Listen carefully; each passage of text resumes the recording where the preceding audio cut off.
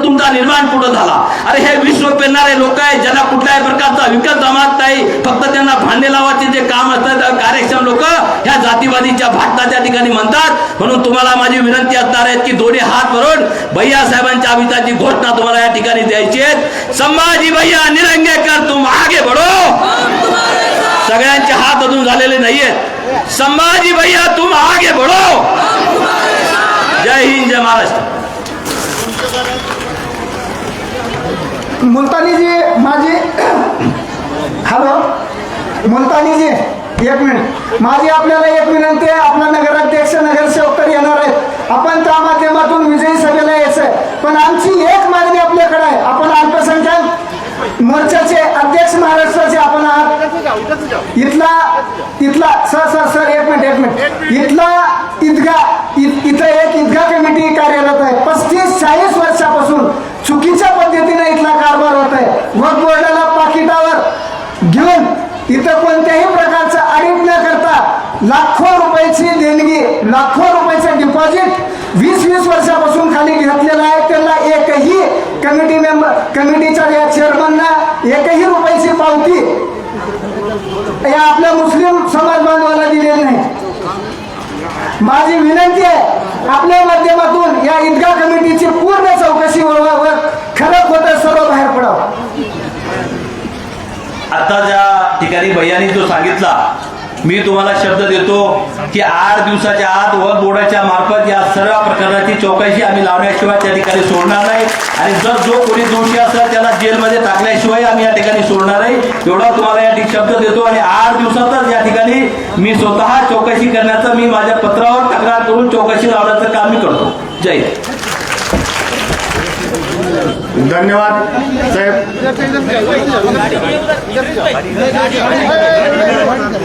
उपस्थित सर्व सुजाण मतदार बंधूंनो आणि या ठिकाणी मोठ्या प्रमाणात उपस्थित असलेल्या भगिनींनो, आजची ही केवळ प्रचाराची जाहीर सभा नाही, तर ही येणाऱ्या काळामध्ये निलंग्याचं भविष्य ठरवणारी सभा आहे.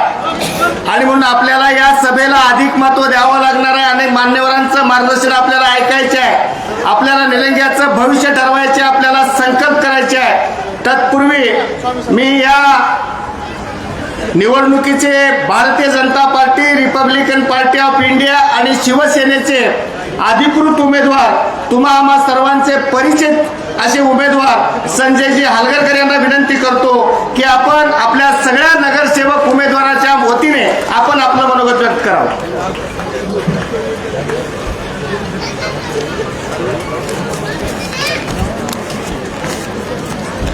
सर्वांना नमस्कार.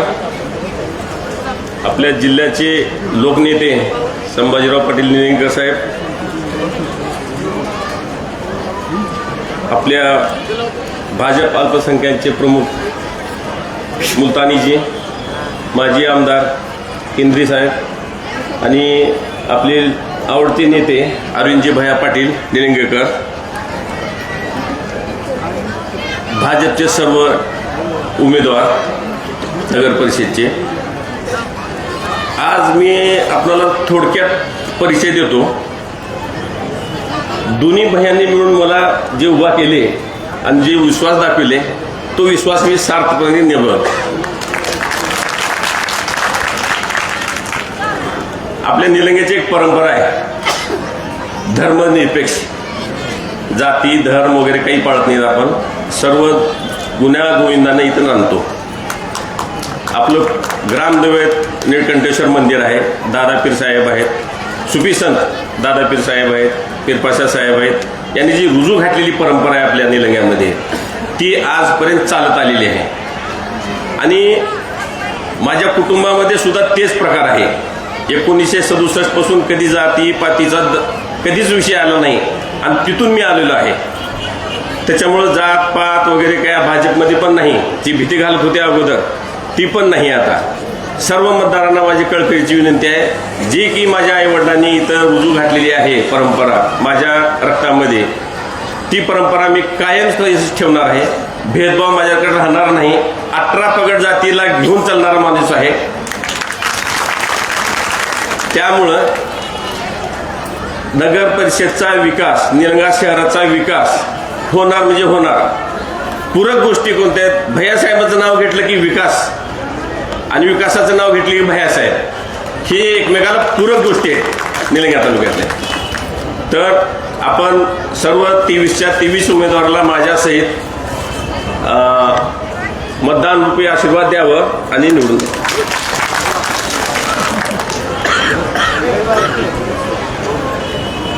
धन्यवाद संजय भाऊ.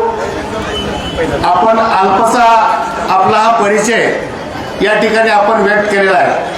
सर्व धर्म समभावाची वागणूक मी भविष्य काळामध्ये सर्वांना देईन अशा प्रकारचं अभिवचन आपण या ठिकाणी दिलेलं आहे. आणि ते नरेंद्र मोदी साहेब सुद्धा सबका साथ सबका विकास सबका प्रयास या माध्यमातून देशामध्ये सामाजिक चळवळ राजकारणाच्या माध्यमातून पुढे घेऊन जाण्याचा प्रयत्न करतायत. आणि म्हणून आपण दिलेला परिचय हा निश्चितपणाने आम्हाला आशादायी आणि फलदायी अशा प्रकारचा वाटतो. यानंतर या कार्यक्रमासाठी आवर्जून उपस्थित असलेले आपल्या सर्वांचे लाडके नेते, ज्यांनी आत्ताच भैयासाहेबांच्या नेतृत्वाखाली उदगीर नगरपालिकेच्या निवडणुकीत देवेंद्र फडणवीसांचा अतिशय भव्य अशा प्रकारचा कार्यक्रम संपन्न केला, यशस्वीरित्या संपन्न केला, ते आमचे नेते आदरणीय गोविंदांना विनंती करतो की आपण उपस्थितांना मार्गदर्शन करा.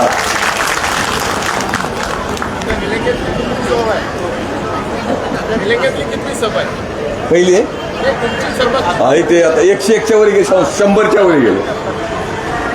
आजच्या नगरपालिकेच्या निवडणुकीच्या निमित्तानं उपस्थित असलेले स्टेजवरचे तुमचे आमचे महाराष्ट्राचे नेते, आमच्या लातूरची आन बान शान संभाजी भैया पाटील.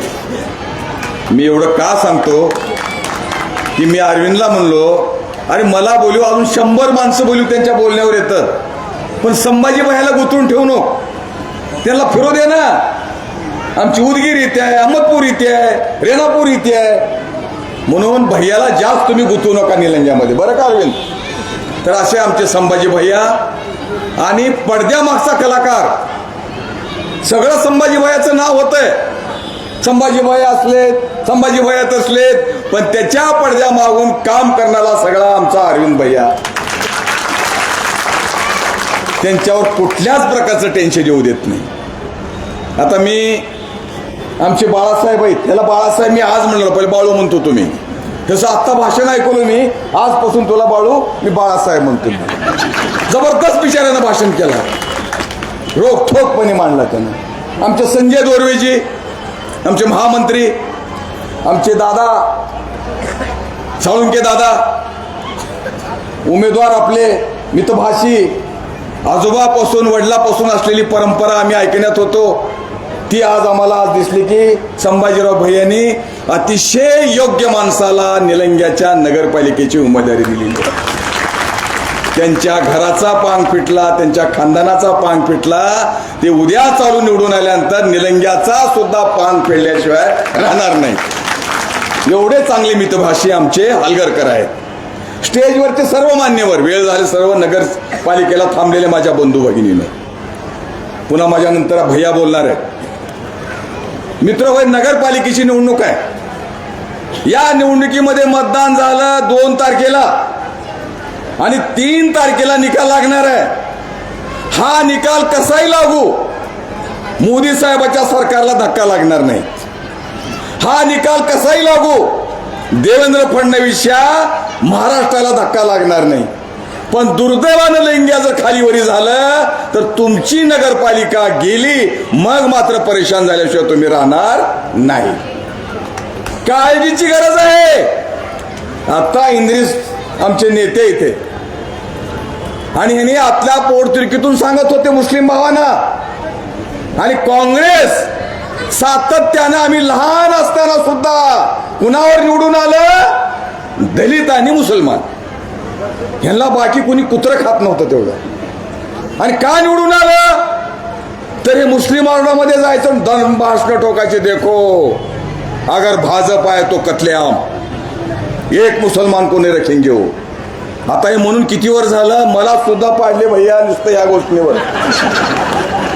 ते गोविंद केंद्रे निवडून आलं की कतलेआम. हे कधीची गोष्ट आहे भैया, 2004ची. किती वर्ष झाले? 20 वर्ष. एकाही मुसलमानाला धक्का लागला नाही. आणि आता मुसलमान म्हणतात अण्णा बहुत गलती हो गई जो. का? राखीव झालं पुन्हा. इच्छा आहे, मन आहे, पण राखीव झालं, कर्मातच नाही आमच्या. असा पश्चाताप तुम्ही करू नका. इंदिरा गांधीच्या काळात मी बसल्या बसल्या मला आठवलं, आता आमच्या बऱ्याच लोकांनी घराचं आमच्या बाळासाहेबांना नाव घेतला, घरकुल. तुम्हाला इंदिरा गांधीचे घरकुल माहित आहेत? घरकुल नव्हतं, ते झोपडी होती. 6 बाय 6ची झोपडी. इथं जुने माणसं आहेत, बरोबर आहे का? हातवरी करून सांगा. झोपडी किती? 6 बाय 6ची. हो का? बघा, माईला विचारा. आता ह्यांना इंदिरा गांधीने दिली झोपडी. ह्यांची नवऱ्याची, ह्यांची आहे 6 फूट उंची, नवऱ्याची आहे 7 फूट. 1 फूट बाहेर झोपडीचा बाहेर. झोपडीमध्ये माय, झोपडीमध्ये बाप, झोपडीमध्ये पोरग, झोपडीमध्ये सून आणि त्याचे 6 लेकरं झोपडीमध्ये. असला फालतूपणा काँग्रेसला कधीच कळाला नाही. पण ज्या माणसाला चिडवतात ना नरेंद्र मोदीचं लग्न झाले म्हणून, त्या 72 माणसाला कळालं घर कसलं पाहिजे ते. त्यांना कळालं ते घर कसलं असतंय. 1 बेडरूम किचन. ते त्या माणसाला कळालं. घर दिले त्याने तर त्याला हॉल दिले, घर दिले, बेडरूम दिले. आता लेकरं येऊ द्या, अजून 5-6 येऊ द्या, आणि 5-6 सोर येऊ द्या. आनंदानं आता कुटुंब एकत्र राहू शकते. आणि निलंग्याच्या वरून तुम्हाला कधी बघण्यात नाही, पण आमच्या भैया नेहमी हेलिकॉप्टरमध्ये हिंडतात. त्यांना कळते निलंगा कसं झालंय ते. झोपडपट्टी जावा, मुसलमानात जावा. आता सांगितलं इंद्रजीने, मुसलमान भाई तिथं, मुसलमान बहिणी इथं. तुम्हाला कधी मुसलमान म्हणून कधी घर नाही असं कधी जाणवलंय का? मला सांगा. अरे तुमच्या तर कोट्यात अल्पसंख्याकाचा कोटा म्हणून एवढी मी किती अल्पसंख्याकाशिवाय घर देऊ नका. जर कोणी मिळा गेले वापस पाठवा, पण अल्पसंख्याकालाच घर द्याचा कोटा आहे तुम्हाला. दलिताला कोटा आहे की हे घर दलिताशिवाय देऊ नका. ओबीसीला कोटा आहे. एकच बहादर प्रधानमंत्री आहे, सबका साथ सबका विकास. त्याचं नाव आहे नरेंद्र मोदी साहेब. ऊपर नरेंद्र, नीचे देवेंद्र. आणि ह्या देवेंद्र साहेबाचं वर्णन मी करत बसलो तर रात्र पुरणार नाही. आता तुम्ही सांगा माझ्या बहिणीवानो, आयुष्यात आमच्या सभेला कधी बाया आल्यात का बरं? महिला कधी पुसून उलाल्या? ते खरं सांगायचं. तुमच्या लाडक्या भावानं देवेंद्रजीनं 1,500 रुपये तुमच्या खात्यात टाकायला सुरू केला का, मग आमच्या बहिणी आमच्या सभेला येऊल्यात. आमचं सरकार कोण आणलं? कोण आणलं? माझ्या लाडक्या बहिणीने आमचं सरकार आणले. मध्य प्रदेशचं सरकार कोण आणलं? आमच्या लाडक्या बहिणीने आणले. बिहारमध्ये परवा निवडणुका झाल्या, सगळे एक्झिट पोल म्हणावं, तिथं भाजप येत नाही. पूरा दलित आदिवासी है, पूरा मुसलमान है और पूरा खिलाफ है. त्या मुसलमानाच्या घरच्या माय माऊलीनं 10,000 रुपये खात्यावर पडल्यात. गेले तिनं मारल्या कमळाला, नवऱ्याला म्हणलेल्या मी तुम्हारे पेच झाले.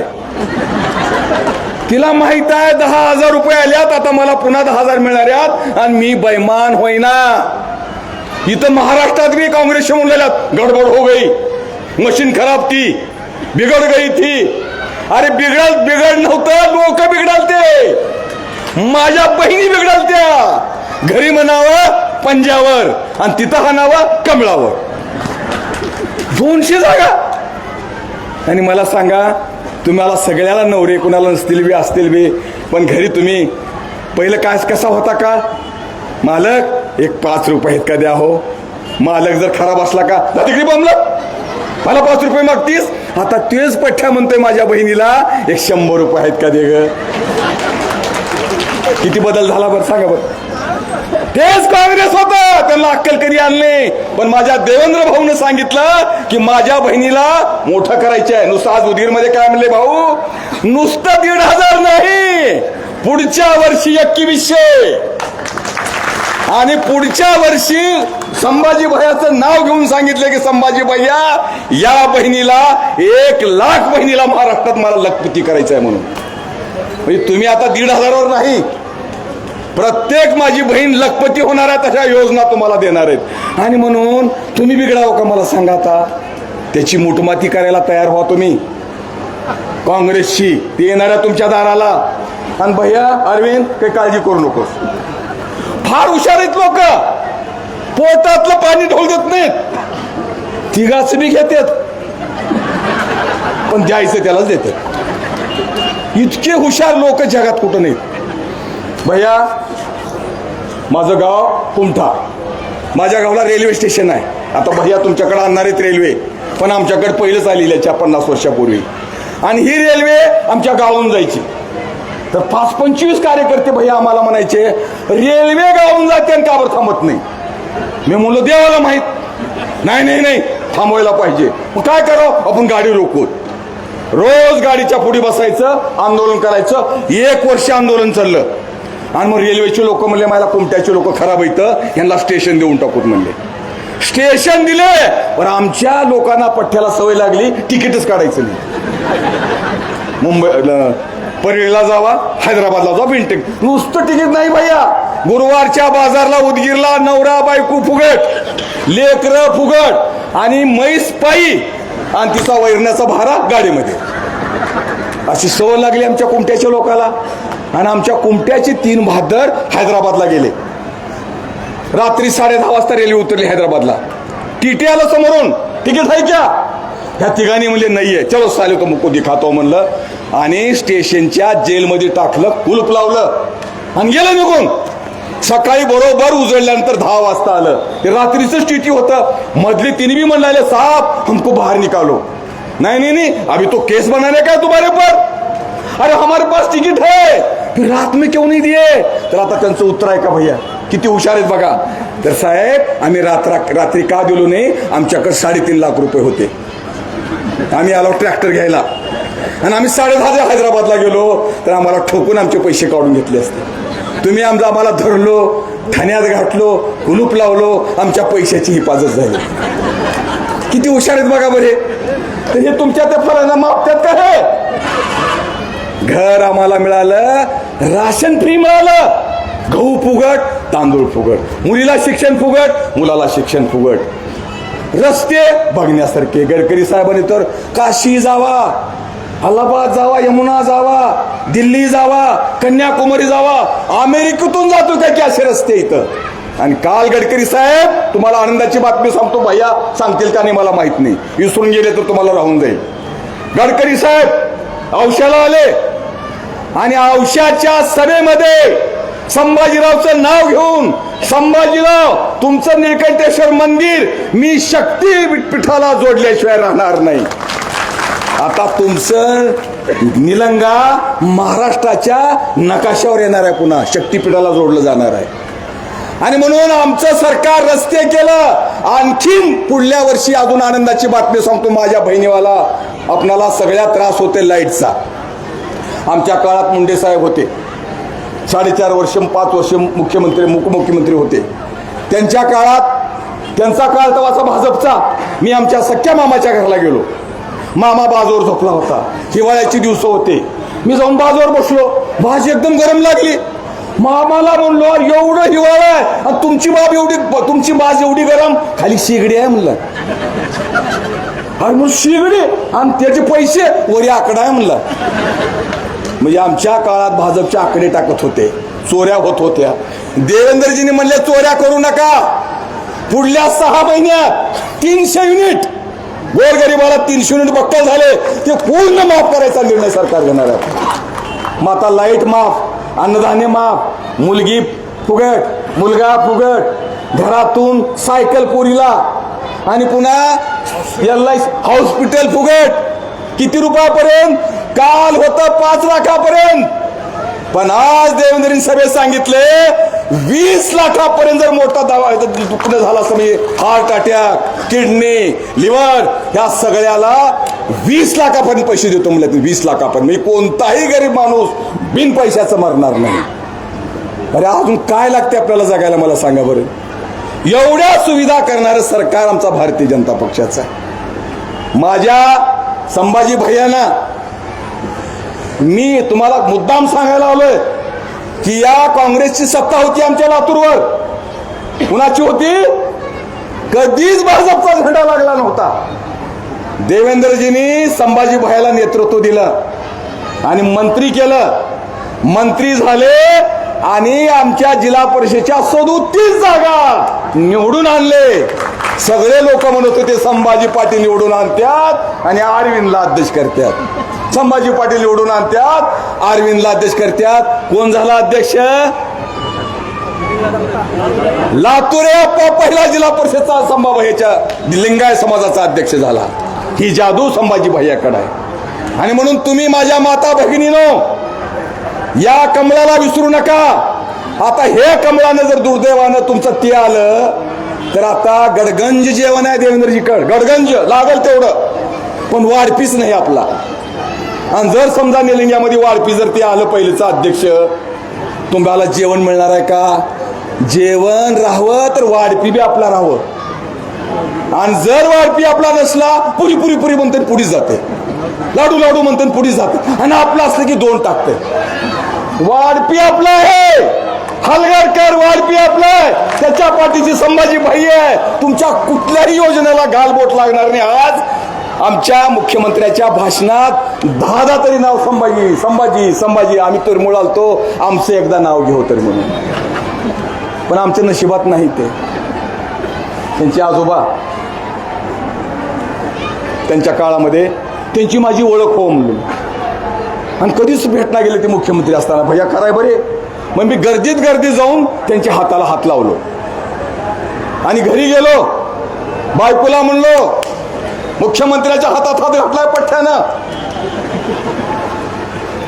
म्हणजे मी रात्रभर झोपलो नाही. पण या संभाजी भैयाचं मुख्यमंत्री 10 सभेमध्ये नाव काढतात. एवढ्या ताकदीचा माणूस निर्माण व्हायला 30 डोई जाते. हे माणूस असा निर्माण व्हायला डोई जाते. त्याच्या मागे बळ द्या, त्याच्या मागे पाठिंबा द्या. मी तुम्हाला एवढंच सांगायसाठी उद्गिरून आलोय मी की एक जर धोका झाला तर निलंगा सगळा वस पडल्याशिवाय नाही. आज देशामध्ये सरकार आहे, महाराष्ट्रामध्ये सरकार आहे, म्हणील ते नुसत्या फोन. आता मी येताना 10 तर फोन केले असतील, हे करा ते करा, ताबडतोब मंजुरीचं. असा माणूस फुटकीत बसायची गरज आहे का? आणि दुर्दैवानं पहिलेचा काय ते अध्यक्ष आम्ही बघितलं, त्याच्याबद्दल बकळ बोलला आमच्या पठ्ठ्यानं.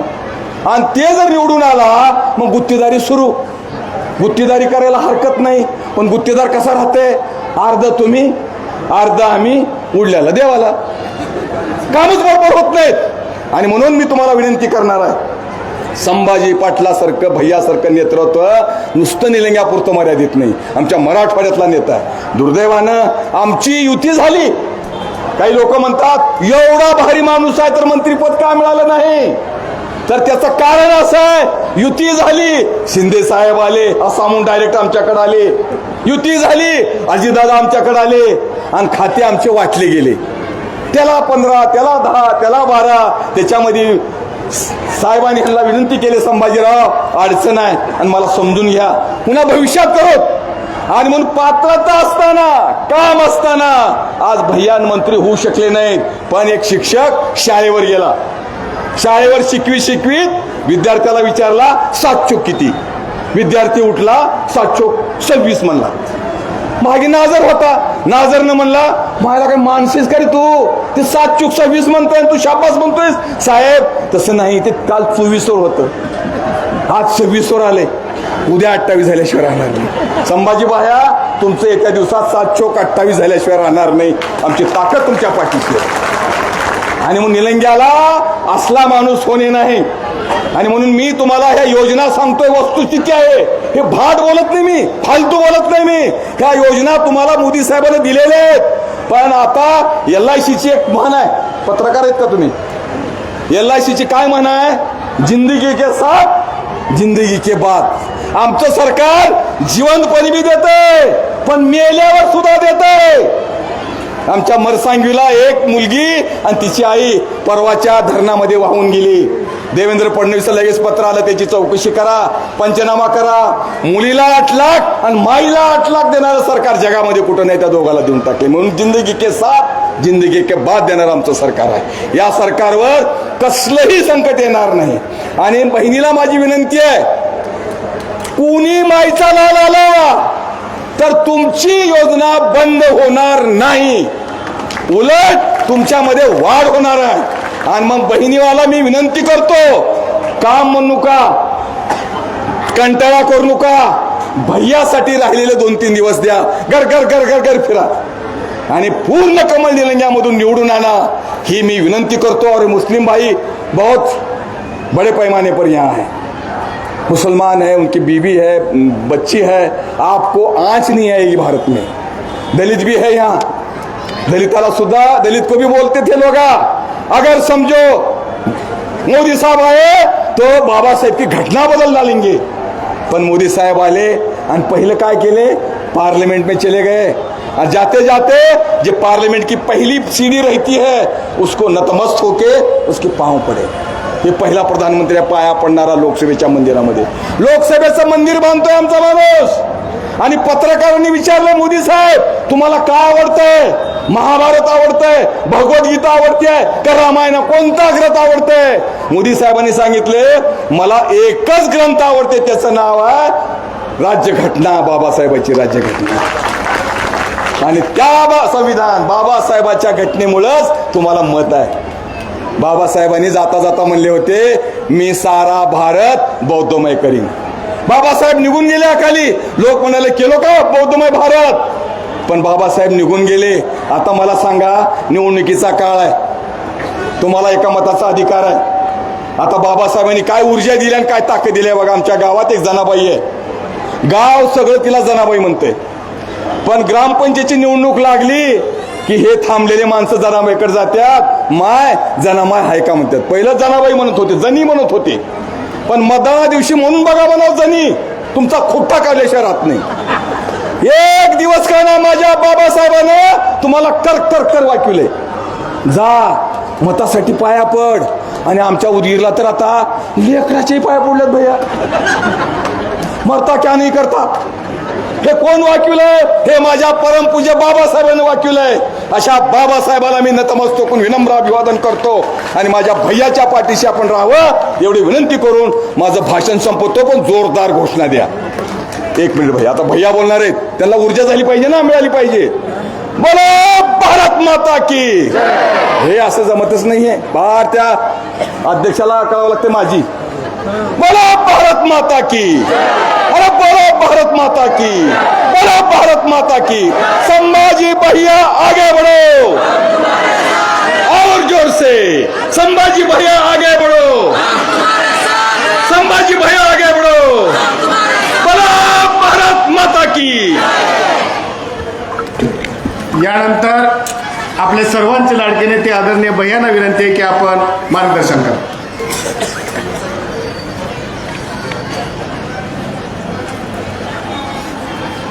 सर्वात पहिलं या विधानसभेचा आमदार म्हणून आपल्या सर्वांच्या समोर बोलत असताना ज्यांच्यामुळं आमदारकीची माळ आपल्या गळ्यामध्ये आली ते म्हणजे आमदारकीचीच माळ नाही यांना, हे सरकार ज्यांच्यामुळं आलं ते म्हणजे इथं उपस्थित असलेल्या सर्व आमच्या लाडक्या बहिणींना माझा नमस्कार. व्यासपीठावर उपस्थित माननीय गोविंदरावजी केंद्रे साहेब, उदगीरचे माजी आमदार आणि आमचे नेते माननीय बाळासाहेबजी शिंगाडे, अरविंद, संजयजी हालगरकर, सुधीरजी पाटील, आमचे स्वामी साहेब, संजयजी दोरवे, सर्वच उमेदवार, समोर असलेले सर्वच वडीलधारी मंडळी व सर्वच तरुण मित्रांनो, या कार्यक्रमानंतर काही युवकांचा प्रवेश या ठिकाणी निश्चित करण्यात आलेला आहे. त्या युवकांचा प्रवेश झाल्यानंतर कार्यक्रम संपणार आहे. पण मी आमच्या बाळासाहेबांचं भाषण ऐकत होतो. अण्णा, या देशामध्ये अनेक नगराध्यक्ष असतील,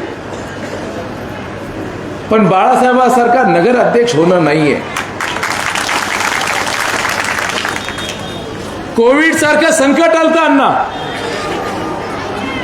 कोविड सारखं संकट आलं होतं. कोविडच्या काळामध्ये जवळचे माणसं आपल्यातून निघून चालले होते. या निलंग्यामध्ये एक दिवस असा आला की त्या दिवशी ऑक्सिजनची कमतरता होती, ऑक्सिजन भेटत नव्हतं, लोकांचे जीव चालले होते. आणि तिथं या लातूर जिल्ह्याचे पालकमंत्री अमित देशमुख होते. हा बाबळगावकर या निलंग्याला ऑक्सिजन लागत असताना आम्ही विनंती केली, बाळासाहेब आपल्याला दिले का ऑक्सिजनचे सिलेंडर? आम्हाला ऑक्सिजनचे सिलेंडर दिले नाही. तो म्हणतो लढाई निलंग्याची, लातूरची, हे कशाला आमचं नाव काढतात? अरे बाबा, तुमच्या जीवावरच इथले काँग्रेसवाले लढतात. तुमची हकीकत काय? तुम्ही काय आहात? तुम्ही या निलंग्याला काय दिलं? 2.5 वर्षामध्ये एक यांची अमित देशमुखची पाठी नाहीये. मी म्हणू नाही, विलासराव देशमुख साहेब, बाळासाहेब म्हणतात आदरणीय होते, त्यांनी जिल्ह्यासाठी, आमच्यासाठी जिल्ह्याचे एक नेतृत्व म्हणून काम केले. साहेब, त्यांच्या काळामध्ये देखील या निलंग्यामध्ये एक विकासाची पाठी लागली नाही, हे देखील मी आपल्याला सांगतो. निलंगा खंबीर आहे, मजबूत आहे. आणि कोविडच्या काळामध्ये या बाळासाहेबांनी ज्यावेळेस 28 जणांचा एका दिवशी सर्वात अधिक जणांचा मृत्यू झाला, 28 लोक एकाच दिवशी मरण पावले. आपल्याला माहिती आहे, ज्यांचा मृत्यू झाला त्यांच्या बॉडीला, त्यांच्या शरीराला बॅगमध्ये पॅक करायचे, पाठवून द्यायचे. कुणाला जायला अलाउड नव्हतं, परवानगी नव्हती, घरच्यांनाही जायचं नव्हतं. अशा काळामध्ये अण्णा 28 लोकांचा एका दिवसामध्ये ह्या माणसाने अंत्यविधी केला. त्यांचा अंत्यसंस्कार या माणसाने केला. एकच दिवस नाही, कधी 20 दिवस, कधी 22 दिवस. या सर्वांचा, यांच्या सोबत आयुब आहे का, आयुब, एक अजून यांचे दोघं तिघं साथीदार, या दोघांनी मिळून एका दिवसामध्ये त्यांचे अंत्यविधी केले. इथं विषय संपला नाही अण्णा. ज्यांचा अंत्यविधी केला त्यांच्या अस्थी त्यांनी एका याच्यामध्ये घेतले आणि अस्थी, ज्यांचा अंत्यविधी झालाय त्यांच्या घरामध्ये त्यांचा अस्थी पाठवून दिले आणि ती अस्थी त्यांना गंगेमध्ये वाहता येत असेल, हे काम ह्या माणसाने केलं. हे झालं हिंदू धर्माचं. हिंदू लोकांचे ज्यांचे अंत्यविधी झाले, जे वारले, त्यांची अंत्यविधी या माणसाने केली. त्यांना कुठेही शेवटच्या क्षणामध्ये कमी पडू दिलं नाही. मी मुस्लिम धर्माचं जर सांगितलं तर तुम्हाला आश्चर्य वाटेल. मुस्लिम धर्मामध्ये पण कोविडच्या काळामध्ये अंत्यविधी झाले. बाहेर गावाहून आलेल्या लोकांचे बरेच जण वारले. इथं कोविडमुळे त्यांचा जीव गेला. ज्यांचे कुणीच नाही, इथं देखील त्यांना जिथं दफनभूमी आहे, दफन करण्यासाठी जागा नव्हती, या बादराने आपल्या शेतामध्ये मुस्लिम बांधवांना जागा दिली आणि शेवटचा क्षण तिथं दिला. मग कुठं आम्ही जातीवादी? आम्ही सर्व समाजाला एकत्रित घेऊन चल. शेवटच्या क्षणापर्यंत तुमच्यासाठी आम्ही कष्ट, मेहनत केली. काँग्रेसवाले म्हणतात की संभाजी पाटीलनी काय केलं, नाव करतात, टिप्पणी करतात. मी त्याच्यावर बोलतही नाही, बघतही नाही. हत्ती चले अपनी चाल, कुत्ते भोके हजार. आम्हाला पडलं नाही. आणि त्यातल्या त्यात बाबळगावच्या पार्लेवर भुकत असतील तर त्याच्याकडे बघायचंही नाही. अरे तुम्ही बोला ना, आम्ही काय केलं. आमच्यावर टीका करत असताना, टिप्पणी करत असताना बाबळगावच्या माणसांनी काय केलं सांगा. काय दिलं? 500 टँकर. अहो, ह्या निलंग्यानी ज्यावेळेस टंचाई होती, पत्रकार बसलेत, आम्ही देशमुखला एक प्रश्न विचारा.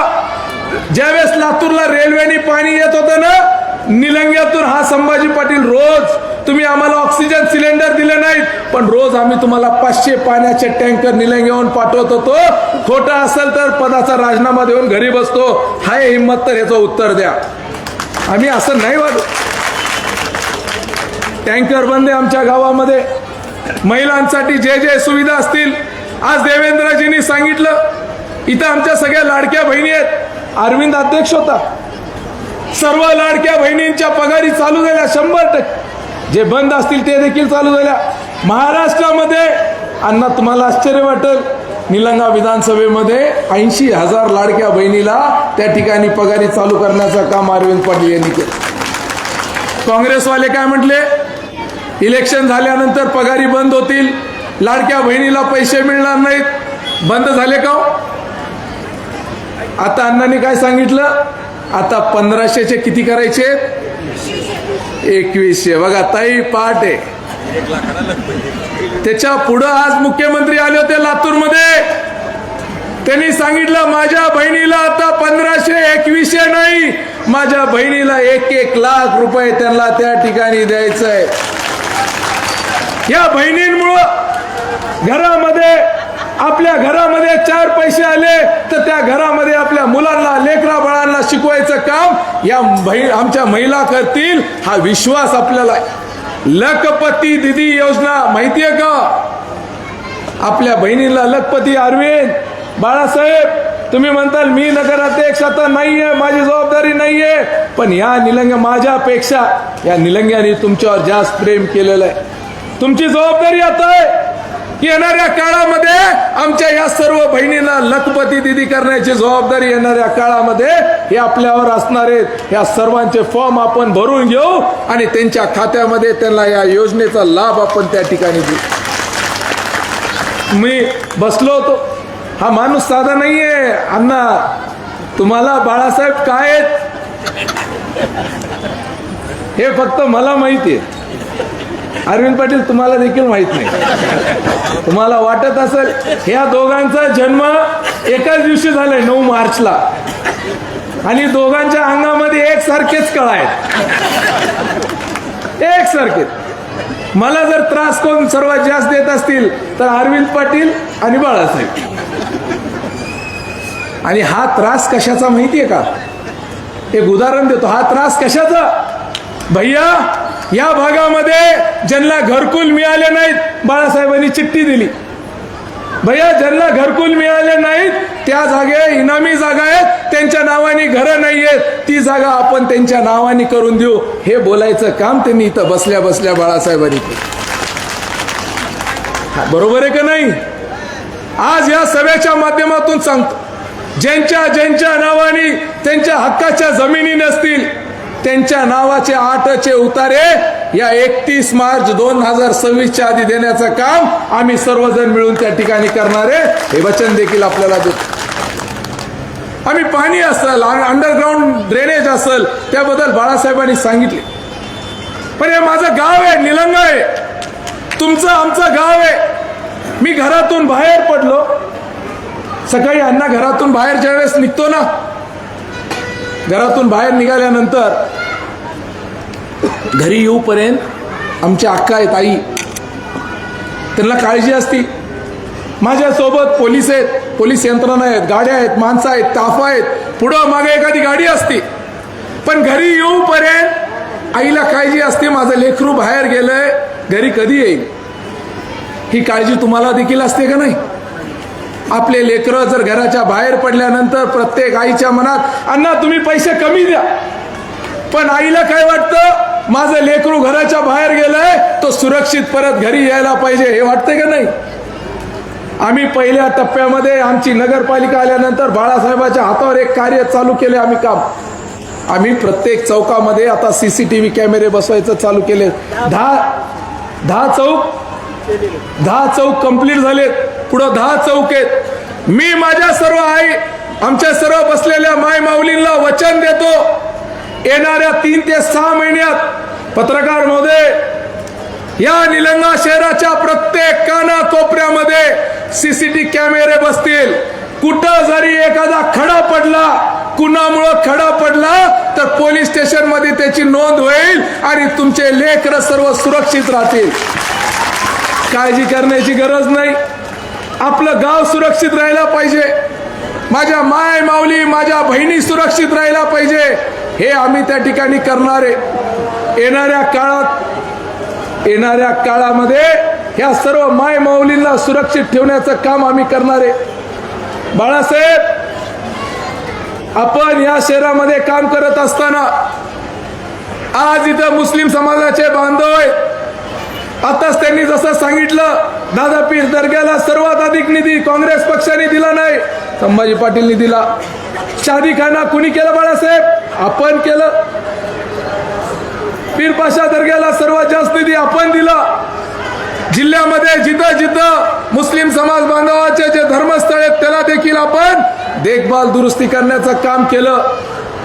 पण ज्यावेळेस स्वामी समर्थ केंद्र या ठिकाणी समोर याच एरियामध्ये प्रभाग क्रमांक 1 मध्ये उभा टाकलं. एका ओपन स्पेस मध्ये स्वामी समर्थ केंद्र त्या ठिकाणी उभा टाकलं. इथं कुठे आहेत अशोकप्पा? हे बाबा, ह्याची जागा हडपली नगराध्यक्षांनी. काय बरोबर आहे का नाही?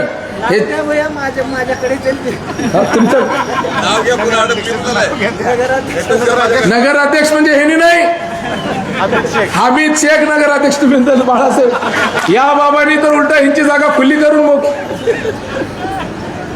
आणि अण्णा, आम्ही सर्व समाजाला धर्माला एकत्रित घेऊन चलतो, आदर करतो. स्वामी समर्थाचं केंद्र उभा टाकलं. तिथं समर्थाचं केंद्र उभा टाकल्यानंतर माय माऊली आरतीला गेले, झेंडा लावला. हाच अमित शेखनी ते केंद्र उद्ध्वस्त करून टाकलं आणि तिथून सर्वांना हाकलून देऊन त्यांना शिवीगाळ करण्याचं काम केलं. मी आपल्याला सांगतो, जे स्वामी समर्थ केंद्र तुम्ही बाजूला काढून टाकलंय त्याच ठिकाणी परत स्वामी समर्थ केंद्र त्या ठिकाणी उभा टाकणार. असं करू नये. या गावातला एकोपा आपण वाईटपणा करू नये. ज्यावेळेस अण्णा लोकसभेचा निकाल लागला, लोकसभेमध्ये आपलं गाव मायनस गेलं.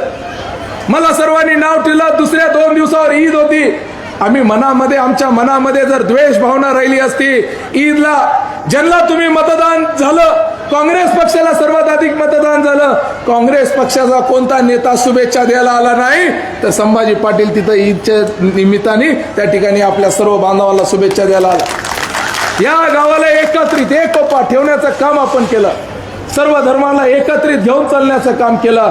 आणि आता संजीव हलगरकर यांनी हेच सांगितलं की हेच परंपरा आम्ही त्या ठिकाणी कायम चालू ठेवू.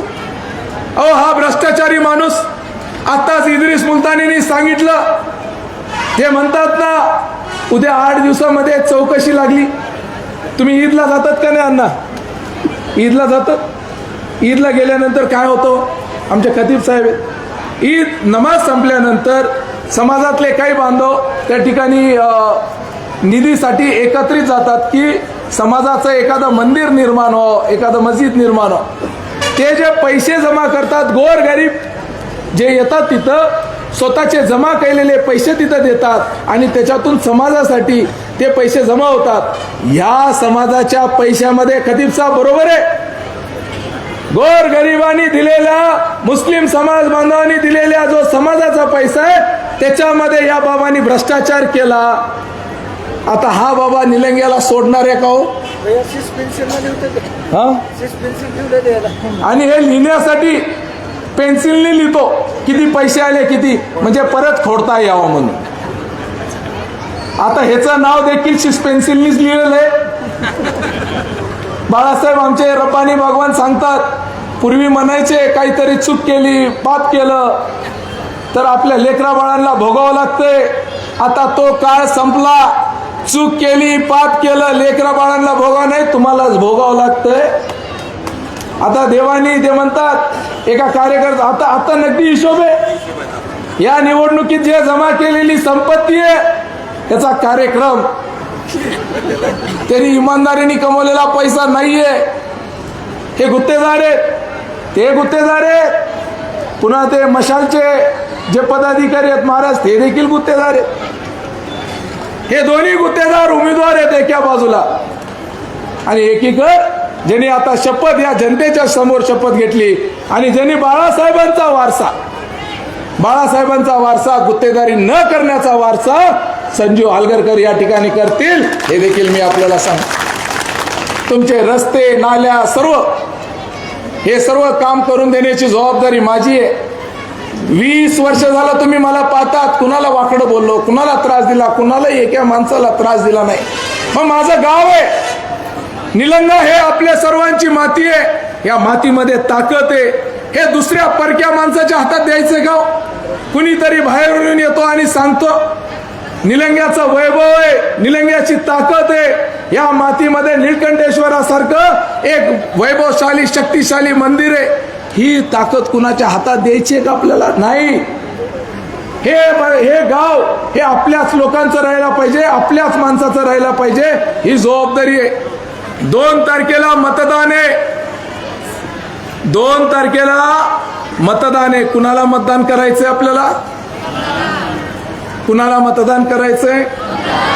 हा जोरात 2 तारखेला मतदान कुणाला करायचंय? माझ्या सर्व बहिणी जे जे कमळाला मतदान करणार आहेत त्यांनी एकदा हात वर करा. आता बहिणींनी हात वर केला तर भावांना काय अडचण आहे हो, जरा तुम्ही पण देखील हात वर करा.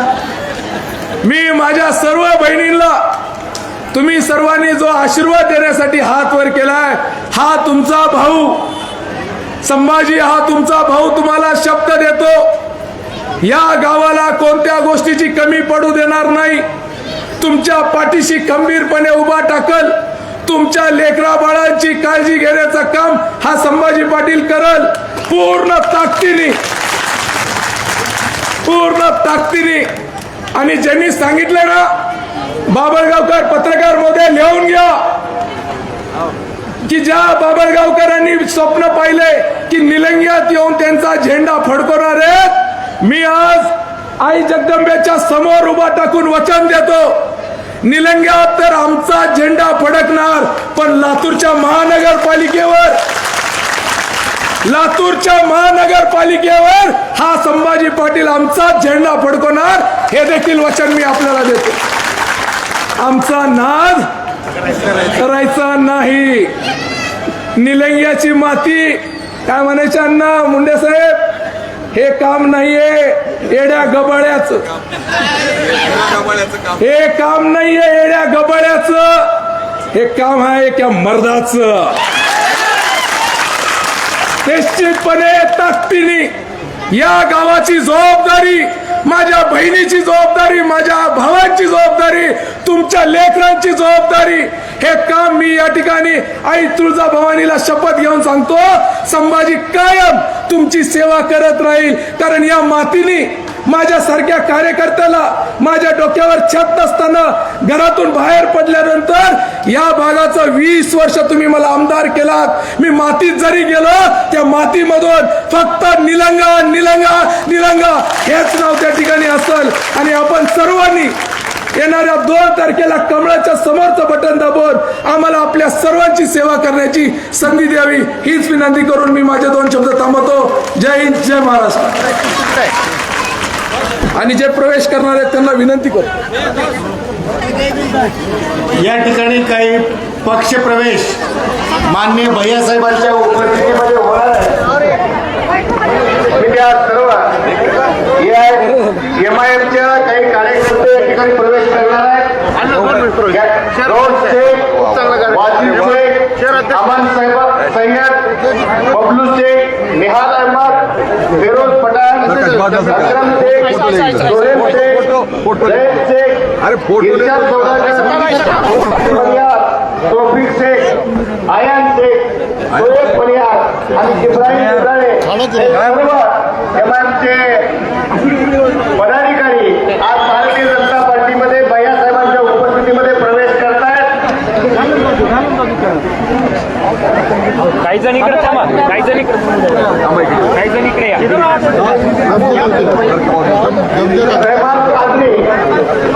रहमान कादरी इरफान आज भारतीय जनता पार्टीमध्ये प्रवेश करतायत.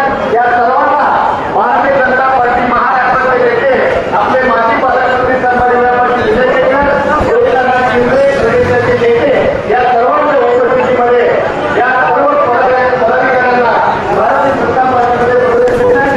भारतीय जनता पार्टीमध्ये या सर्व पदाधिकाऱ्यांचा मनपूर्वक स्वागत.